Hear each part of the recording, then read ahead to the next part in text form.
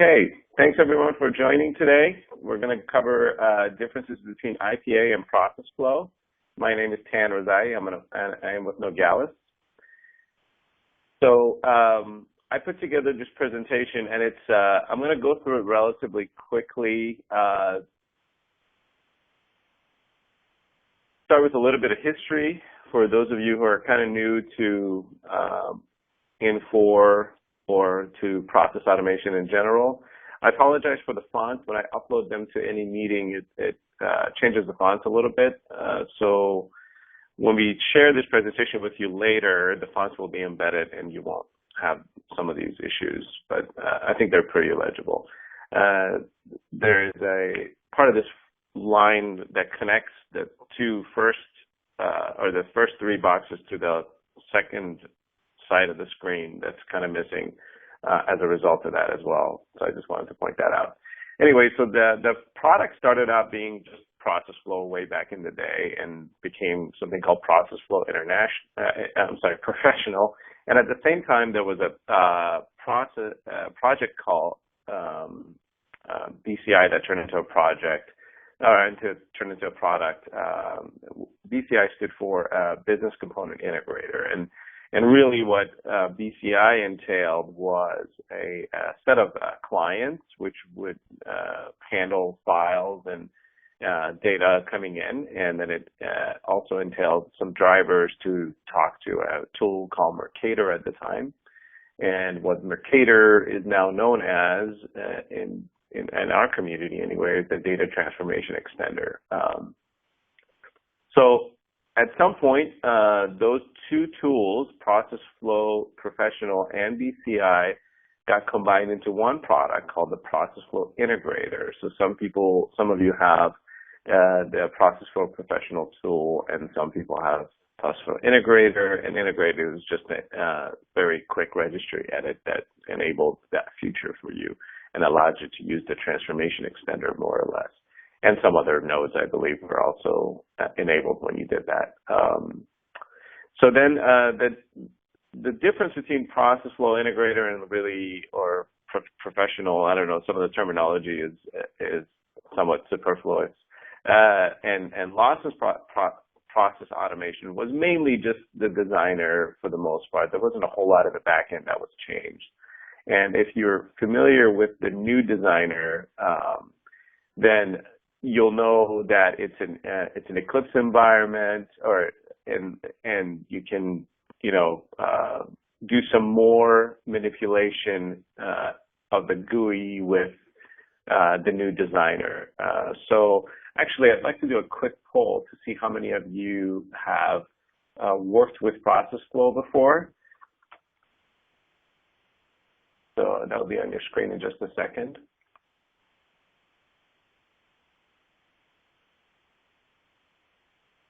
And so if you've worked with ProcessFlow in any capacity of any of these versions, please answer yes to this. There it goes.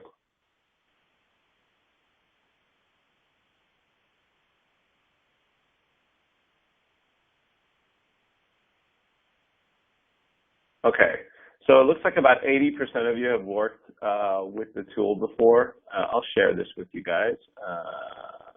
Let's see. There we go.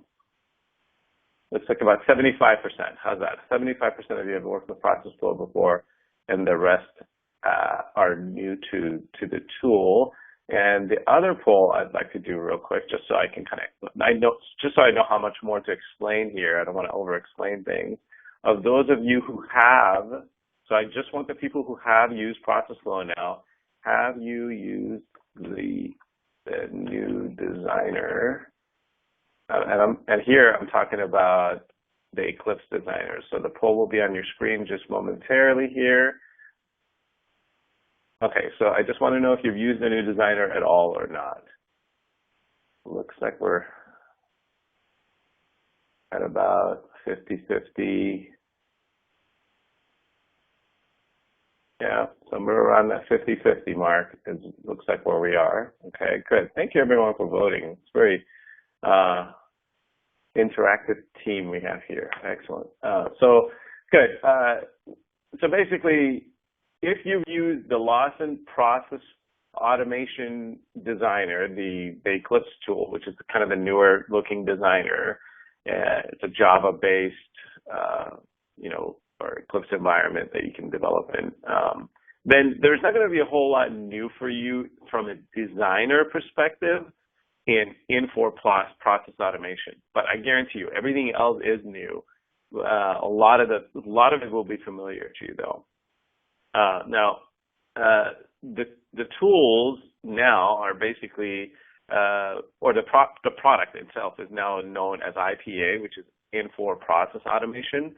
And then if you also want the transformation extender, you have to get process integration. I don't know much about licensing and costs and things like that, but that's kind of the gist of it. So what is process automation? And again, I apologize for the fonts. I will read them to you, and when I share this with you, I'll be corrected. So the process automation tool itself it's just a tool for automating business processes. So it's a lot like what ProcessFlow was, except with the newest version, it works with the Landmark application, and it really is part of the Landmark application also. And it's conceptually similar to that same ProcessFlow integrator that you've used before. And if you're an M3 client, which I don't think I have a big M3 audience, but it's similar to that tool as well.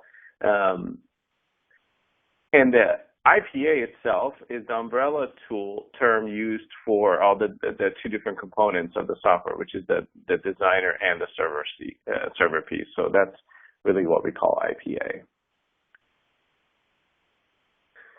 So overview, just a quick overview of the tool. PFI was just kind of the traditional Lawson process automation tool for S3 and M3, and IPA is the newest workflow automation tool. And the thing about IPA is, if you're using any of the Landmark applications, the application itself actually uses IPA to do just about everything the application does. So it's not really an external tool used for specific purposes anymore. It's really purpose-built for running the application. It really is always there, and it's always running. So, if you're currently running, let's say, S3 on, a non-Landmark application, let's say you're not running Landmark at all in your organization, you can choose to turn off your process flow anytime you want. Well, with the Landmark application and with IPA in this version, that really isn't much of an option, because most of your business process is really built around what IPA handles. Like IPA really handles a lot of that business logic.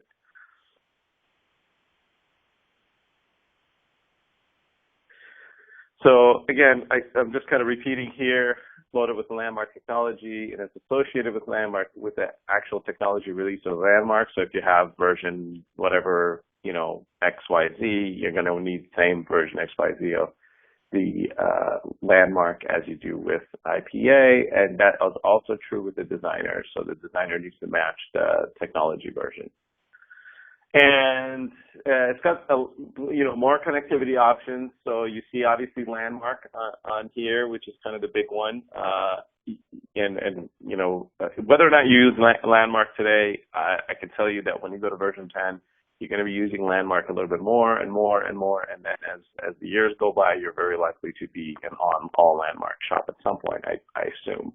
And that's kind of always been, I think, the roadmap for Infor, and they're starting to realize it more and more. S3 is always obviously there still. So now you have Java messaging services. JDBC was there before. MQ series has always kind of been there to some extent. And that you got the transformation extender. You can do web services. I think I covered all of that. Okay, great. So not much new here, except for just kind of a lot more Landmark all over the place. The major differences. So again, built on Landmark technology, it uses the Eclipse designer. So and I'll show you kind of what that looks like in a second. The administration tools for all the back-end stuff, as you can imagine, since it's now a landmark product, you're probably not going to be using all the stuff you used before, and you're not going to go to menu.do and things like that. The admin tool is now the rich client itself. And I'm just going to go ahead and assume that many of you have not seen the rich client yet, but it's a lot like the smart office environment. In fact, it kind of is. And it allows you to do all your admin tasks within a client like that, like the smart office. And I'll have a couple of screenshots of that too. It has a reduced footprint overall. There is the event manager is now merged with LPS, and RMI is no longer there. Scheduler is technically no longer there because it's part of Landmark now. The menu.do is no longer there, and the Java client is part of the rich client, as I just said. And the neat things are the designer now works with a single data area at a time, which is nice. Flows, this is kind of the biggest thing for me as a developer. Flows and logs are now stored in the database, which is super nice because you kind of know exactly where they are. There's not much confusion over versioning and things like that, and it's not just a bunch of loose files sitting in a directory somewhere. And cleanup of them becomes easier, searching for them becomes easier. You can write your own code to kind of go and fetch some of these things if you like, if you're kind of a hacker. And so overall, I think that's kind of a really nice experience, and I think that was probably always the goal. It just took them some time to do that. And then InBasket is now part of your smart office or rich client, whichever one you're using. Architecture-wise, again, I'm not saying anything I haven't said. It's a Landmark application. So the designer, administrator, and the InBasket are basically sitting on top of kind of the Landmark grid and the process server. Designer features. So what's new in the designer, really, so all those nodes that you've always had are still available to you. So your flows, no matter what they are, should continue to work. They do need a little bit of help, and we'll go over that in a bit. But yeah, overall, all your nodes should carry over just fine. There's now grids in the display, so you can, in the new designer, there's grids, so you can kind of snap to grid and kind of clear things up. You can zoom in and out, which is really nice. So you can increase your canvas size. There is now error handling and error processing. So we'll go over that. That's kind of, to me, that's one of the biggest pluses of the IPA, not just the designer, IPA itself, as it now does some neat error handling, which we used to have to do kind of more intentionally. You have to kind of create some additional nodes to be able to do something like that. And now you can also set breakpoints for debugging, also super nice. So I know there's a lot of developers out there that are just kind of super happy about that, and it works really well too. I have to say I've been using that for some time, and I can't imagine not having it again, so that's kind of nice. It reduces, time to have to sift through logs or put all kinds of extra variables into your flow to try to find out what they do. And this isn't last, I'm sure, but this is the last thing I could think of that was different, but there might be some other ones that you notice as we go through the presentation. This is another really nice thing. You can now save your connection parameters, which was something that I always was hoping they would add, is especially as a consultant, I've got several clients that I work with. So I've got all these different servers I connect to, and for each one of them, I would just have to keep kind of a separate file to keep as a cheat sheet. Well, now I can save these different connection parameters and be able to use them. So if I'm connecting to one server versus another, it's a lot easier for me to do. So this is what the designer looks like. So for those of you who said you haven't seen the new Eclipse environment, this is it. So I'll kind of point out some stuff on the screen. I don't have a pointer to be able to point to things, so I'll just kind of describe the quadrant of the screen I'm talking about. In the upper left quadrant, obviously you got your menu system and your toolbar, And then there is where your activities are. So you notice we only have these two activities on the screen, and those are the two that show up there. And when I click on each one of those activities, on the lower left quadrant of the screen, I see the properties for that activity. So I can access that activity either by clicking on the activity on the grid, on the workspace, which is kind of the center part of the screen, the grid layout, or I can do that by clicking on the activity list on the upper left quadrant. In the lower part of the center, you get to see some warnings and errors, and you also get visibility of variables, and that's where kind of the debugging and some of the logs also show up, which is really nice. And on the right, you have a console and some help, and it's also a tabbed environment. So if you're looking at the center, upper part of the center, you notice a tab that says Untitled Process 2. Well, that's what I've called this process, but I could load several more processes in tabs next to that, so you notice that that's a tab, and it's kind of it's a very tabbed browser kind of look and feel, and that's quite nice. And there's also a test feature that's built into the design, so that test allows you to run your flow locally, basically, and be able to test it, which is also very nice. We've always had that feature, but it was very handicapped before. This test actually works well. So again, so those of you who are used to the Eclipse Designer, you're used to seeing this screen. This is your upload and download screen, so you can upload processes and download them from the server. It's very nice. You can. What's nice is you can do multiple at the same time. Let's say you can download all your flows at the same time, or you can upload multiple files at the same time, I believe. Actually, I think you can only upload one at a time. I'm not sure. I haven't tried doing more than one at a time yet. Okay, so I talked about this a little bit, error handling. So what's nice now, in every single node, and this is unique to IPA, so even if you've had the Eclipse client, you probably haven't seen this unless you've been working with IPA, you can determine the action to take on error on every single node, which is really nice. So you can either tell it to stop the process or continue the process and notify, or go to an error handler. And what's nice about the error handler is it basically this is a kind of a built-in feature that handles that for you. You don't have to build like a branch node to handle errors anymore. This go to error handler does that for you. And then so on the previous screen, so then this screen, you notice that continue process must notify or custom log. So the bottom of this dialog box gives you this. So basically says you either have to notify somebody if you decide to continue. So that was the continue process. I keep going back and forth here just to show you. So that continue process, you either notify someone by email or you create a custom log entry, okay? So this is a little bit silly in my opinion because let's say, especially on this example, because this, if you notice on the upper left side of that screenshot, it says it's an email. So this is an email attachment. Now, if an email attachment fails, very likely I'm not going to be able to use email to do a notification. But so you have to be kind of aware of what you're doing. It's possible the email attachment failed or email failed because of another reason, while the notification email might continue to work. So that's that.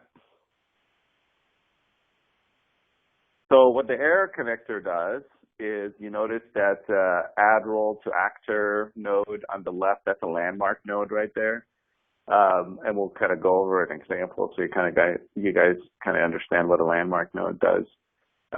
But if you're looking at that add role to actor node, you'd notice something kind of strange because you normally would have the link that goes from the beginning and to the end of that so you know the black line, the black arrow that goes from that to the kind of the circular arrow on the right, which says end add role, that would normally be there for you. But what's new is that red arrow that basically says on error, go to this error handler. And the error handler is an email process that does another landmark transaction to do something else, and then, sends another email yet, and then goes out. So the example basically is here to show you that the error handling is now a capability of every single node, which is extremely nice.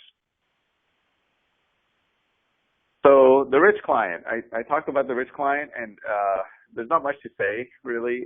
This is what it looks like, and it's got icons, and you click on things like, normal tools, and then those, so all of the back end of anything that you've grown to know about ProcessFlow is now residing within Landmark, so it is now manageable through this UI. And if you've got Landmark installed, you're probably familiar with the rich client, and when you bring up the rich client, you log into it just like you would into any other application, and then if you've got the rights, administrative rights, you'll have access to the ProcessFlow information within here, and you'll be able to manage ProcessFlow. And this is just an example of what I'm talking about. So I would have searched here for something, or the search feature actually works really well. You can search on almost anything, and it returns just kind of the most intuitive way to search would usually lead you to what you need. That's the idea anyway. So the process server administrator is kind of what I'm talking about when I say, you get to administration windows. And there's lots and lots and lots of screens in here that have to do with ProcessFlow or with process automation. So let's go back and real quick talk about the landmark transaction node, because you saw it on this slide. This is the slide that we saw the landmark transaction node on. So let's talk about this landmark transaction node for a second. I don't know how many of you have landmark applications, but very likely over the next few years, you'll get more and more of them, and you'll kind of be forced to learn some process automation, because your landmark application setup will really be done within the process automation tool.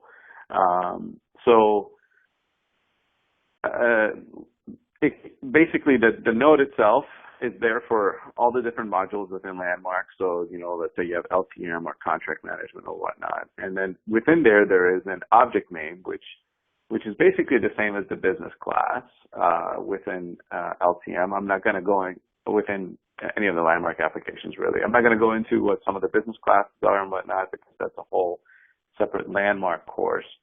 But for each business class, there is multiple actions. So let's say a business class could be like actors or employees or something like that. Then there's actions you can create on those. So this is a very DOM type of model for making transaction calls. And for each object, you basically have a set of actions. But the main categories of actions are basically just kind of CRUD, if you're familiar with that term, which is create, read, update, and delete. So you get, what's nice though with the read, so with doing selects or queries, as you might call them, you can do a find for a specific record, and you can do very specific queries, or you can do multiple record queries, which is also nice. So I can get the records that match my criteria. I can do relational queries, and then, as we said earlier, I can create, update, or delete. So let's talk about a quick landmark scenario so you guys aren't completely lost in what we're talking about here. This isn't anything new to you if you've been developing process flows. Even though landmark node might be new to you, this layout of setting up flows and whatnot, this is just another node. It just takes another set of parameters and it creates a set of automation. So in this scenario, we're looking at a business object called resource, and we're querying that resource to get some information from it. And then we want to create another business object. So we queried a business object, meaning we received some information from a very specific business object. And now we're going to create another business object, which in this scenario is an actor. So we queried resource, we create an actor, and then within that loop, we're going to add a role to it, and then we're going to add a second role to it. So this is, if you're familiar with Landmark, this is just a way of automating creation of an actor and assigning roles to them. And then once that role is assigned to that actor, you're going to create an email and send it out, and then your process is done. I understand that this might be it might sound a little foreign and advanced to some of you, but really, if you're not planning to work with a Landmark application, you don't need to worry about the Landmark role until then, or the node until then.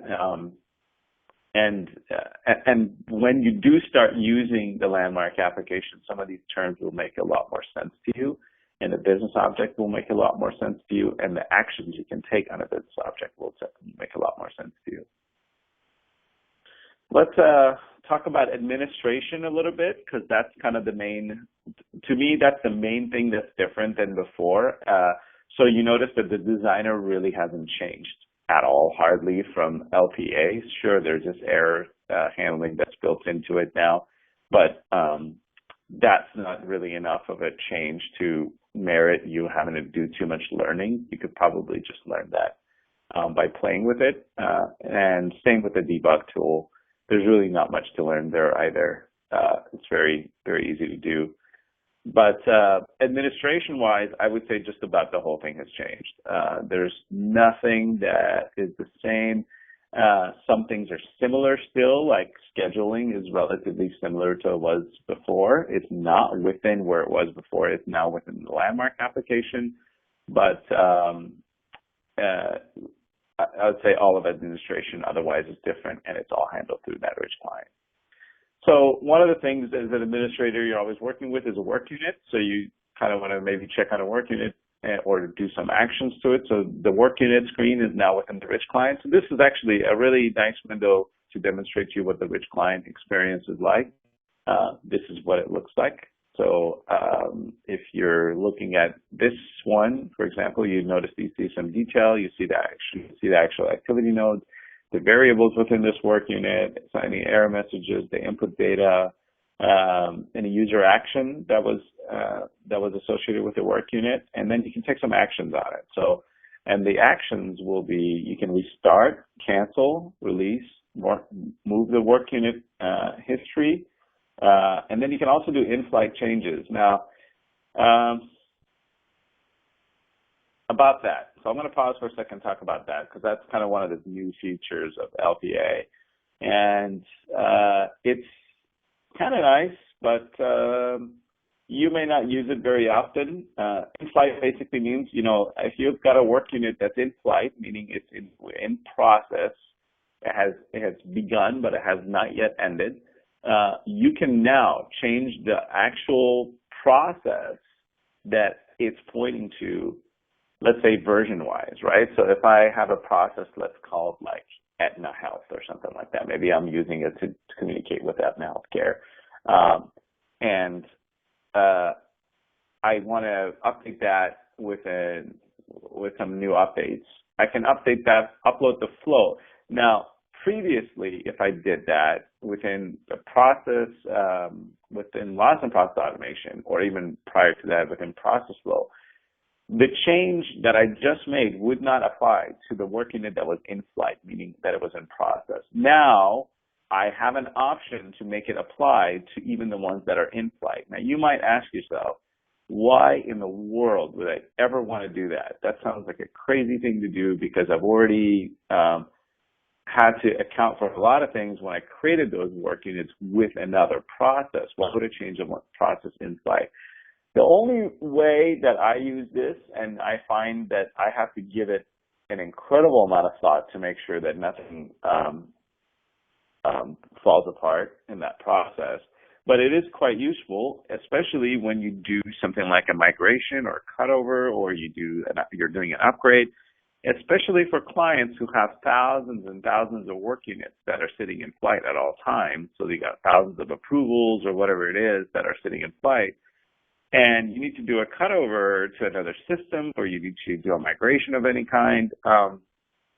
Well, there's going to be some updates to your flows, and you don't want necessarily to lose any of those work units in that process.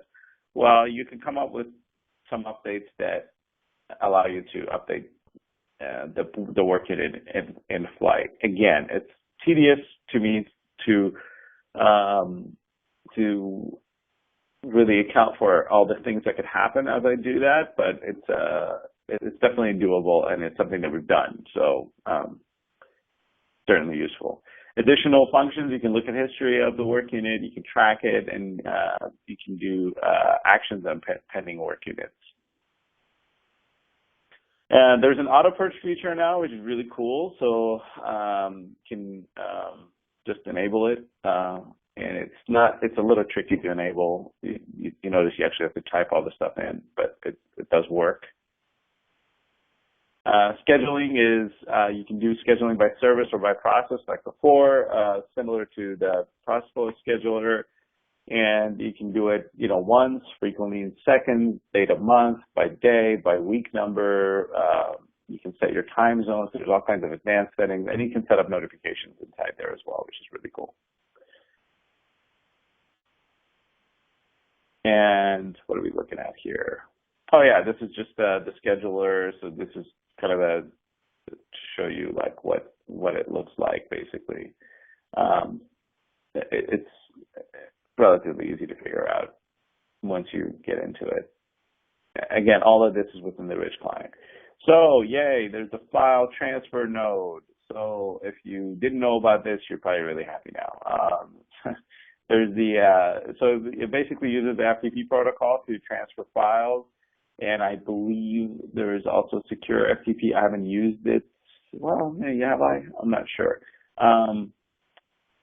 So yeah, you can basically set up two FTP files back and forth from the server. And there's quite a bit of setup you have to do that. It isn't just like a node that you set up and it works. There's a lot of setup on the landmark and the rich client itself to set up a more or less like a service for doing a specific file transfer.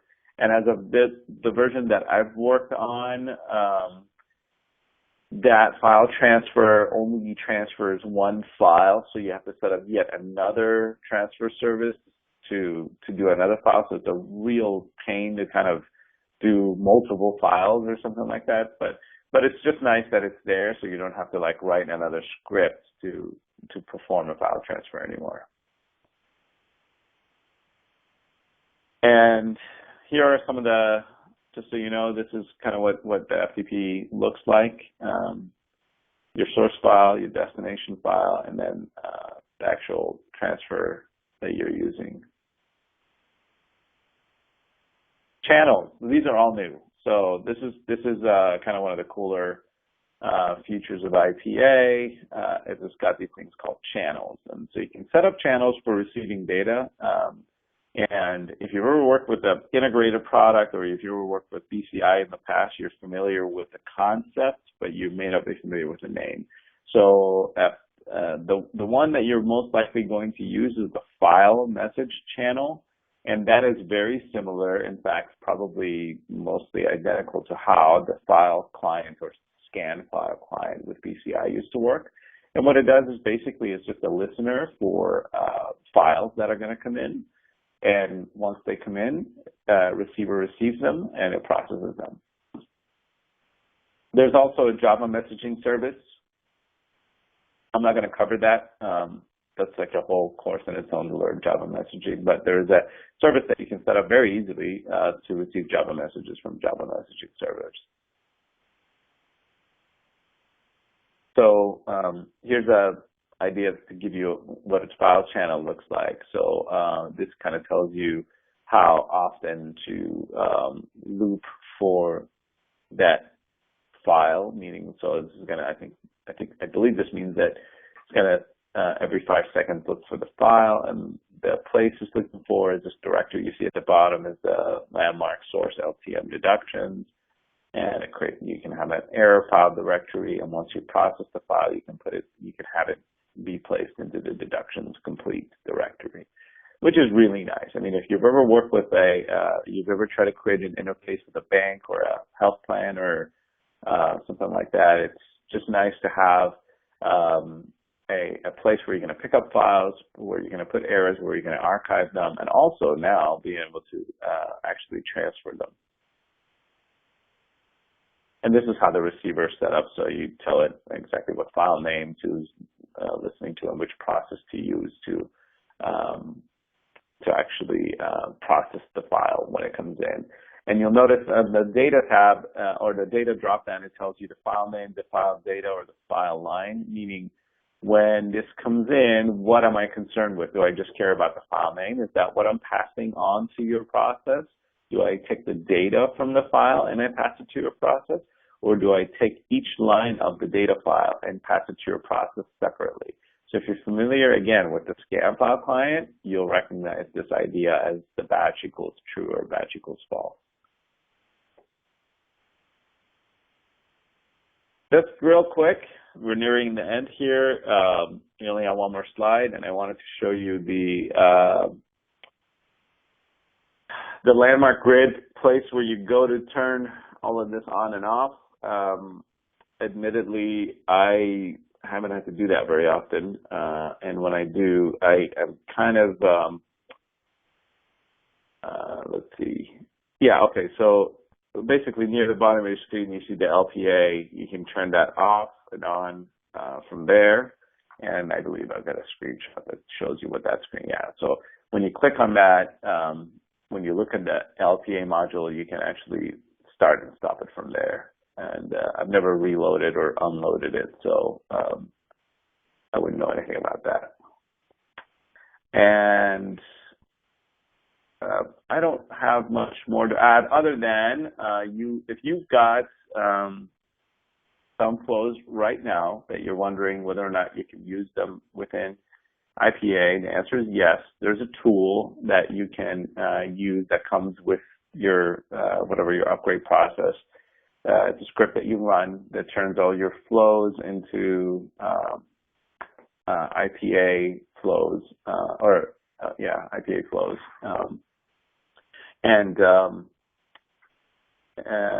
It actually has some parameters to, you notice that for every one of those nodes, you now have to set the error handling. So it's got a parameter to let you just set a default parameter for all of those for you. I don't recommend it. So I think if you're going to upgrade to IPA, you should load your flow into the new designer and actually go through every single node and set some good error handling for yourself, test it, and then upload it into the server. You're going to be a lot more happy with that process, I think, than you would with the script. The script is a good place to start, though. So with that, I'm going to open it up for questions. We'll take about 10 minutes of questions. And you can do that in the bottom left corner of your screen.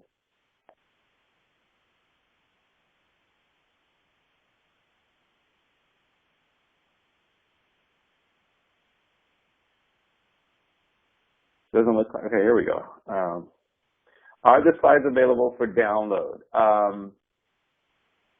We've always made our slides available for download, and what we may just rebroadcast from now on. Haven't really decided. It's more of an internal decision for us, and I will let you guys know that shortly, but I will very likely make these slides available at least this time, since there was no advance notice about it. So let's just say yes. What is the impact on IPA with a confederated environment? I think you mean a federated environment.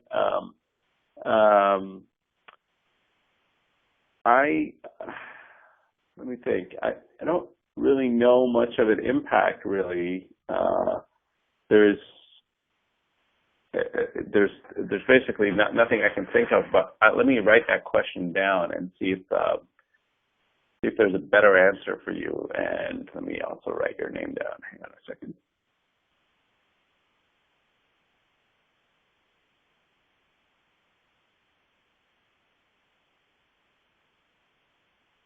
Okay.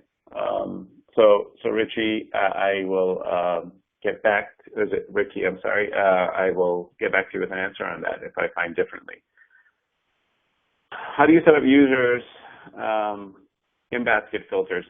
All of that is now done through the Landmark Rich client. It's actually not trivial. I'd like to say that it's super easy. You can just figure it out. It's not trivial, but the documentation is quite good. And one thing I forgot to mention: not only is the documentation really good, but there's documentation within the application now. So anything you get stuck on, you just like click and it tells you exactly how to do it. And there's videos now embedded that tell you how to use this stuff. So they're actually embedded into the application. So make sure that when whoever does your installation, that they don't skimp out on installing all the help. So I don't think they can, but just you might want to verify.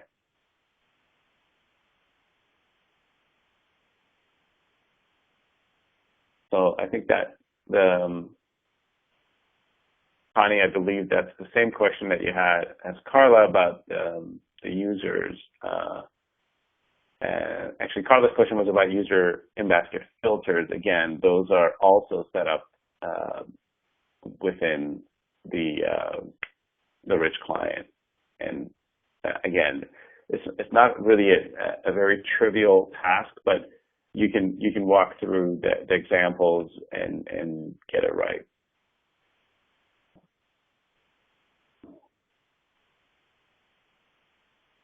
Do I have any recommendations for setting up in-baskets for users? There's actually multiple choices of in-baskets. There's now the mobile in-basket as well, and it all seems to work pretty well. I don't have any kind of preference, if that's what you mean. There's I guess it just kind of depends on your business process and what you need done. The simpler the better, really. There's no advantage to the web or the Rich client in-basket as far as I can think of, but it just kind of depends on what your users are going to be using.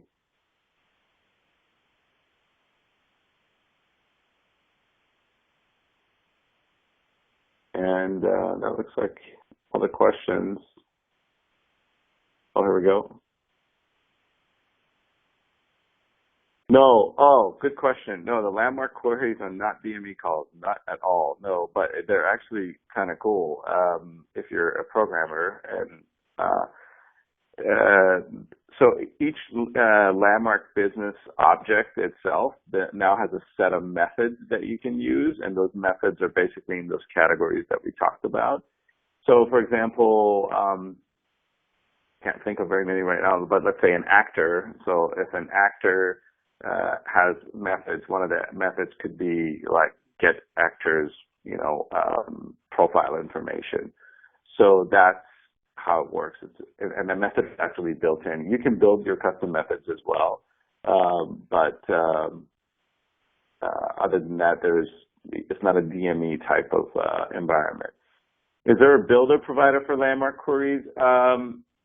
Okay, so the Landmark node screen itself it's pretty much like a builder as far as I'm concerned, because those queries are relatively pre-built, so you just have to kind of fill in your parameters, and you'll get what you want. So it's not a builder as you're used to, but it does what you're asking for.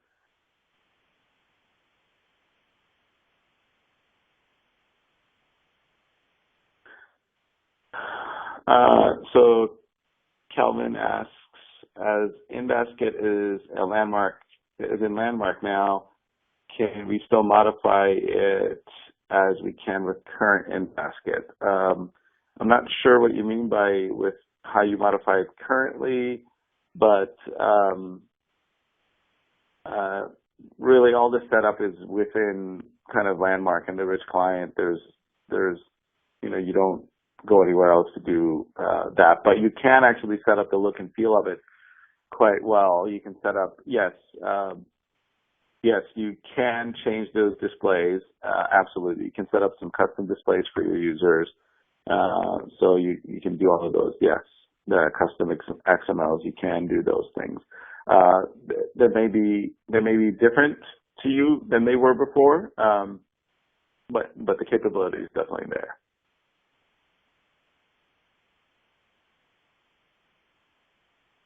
All right. Looks like that may be the end of the questions. Go ahead and email me any questions you might have. My email address is tan@nogales.com. We will be at the Midwest User Group next week, so please stop by and say hi if you're there. And if not, like I said, you can always send me an email at tan@nogales.com. And I'll be more than happy to answer any of your questions. And I wrote down a couple of your questions, actually, the ones that I didn't feel like I answered well. So I am going to follow up with you with those. I'm going to go ahead and stop recording at this point.